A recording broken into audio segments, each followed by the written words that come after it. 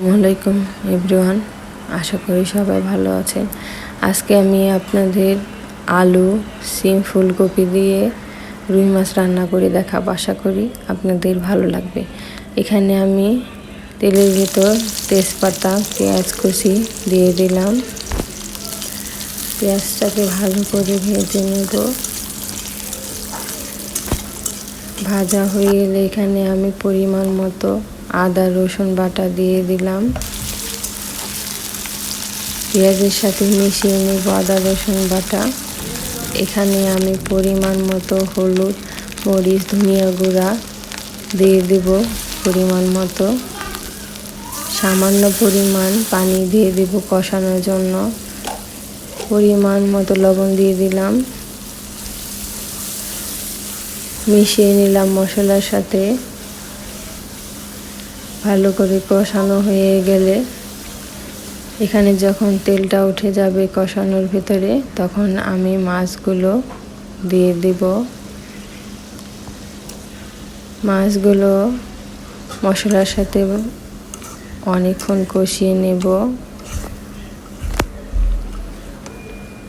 কষানো হয়ে এলে আমি এখানে মাছগুলো উঠিয়ে নেব। পরিমাণ মতো সবজিগুলো এখানে দিয়ে দেব আমি।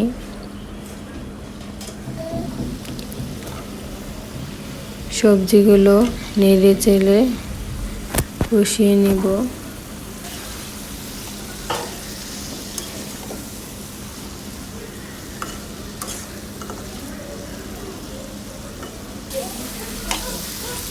অনেকক্ষণ কষিয়ে নেব সবজিটা। কষানো হয়ে গেলে এখানে আমি পরিমাণ মতো পানি দিয়ে দেব।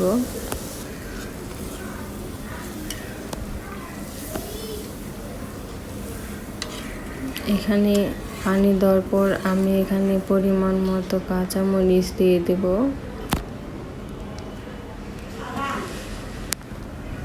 কষানো মাছগুলো এখানে আমি দিয়ে দিলাম।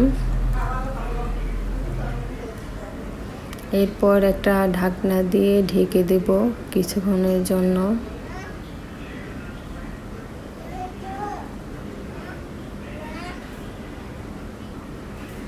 মাছগুলো প্রায় হয়ে এসছে, এজন্য আমি এখানে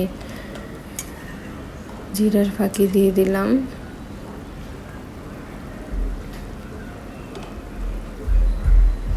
এখানে আমি ধনিয়া পাতা কুচি দিয়ে দিব পরিমাণ মতো করে। মাছগুলো হয়ে আসছে, নেড়ে চেড়ে আমি কিছুক্ষণ ঢাকনা দিয়ে ঢেকে দেব। মাছগুলো হয়ে গেছে, দেখুন কি সুন্দর হয়েছে। আপনারা এভাবে বাসায় রান্না করে খেতে পারেন, আশা করি ভালো লাগবে। আল্লাহ হাফেজ।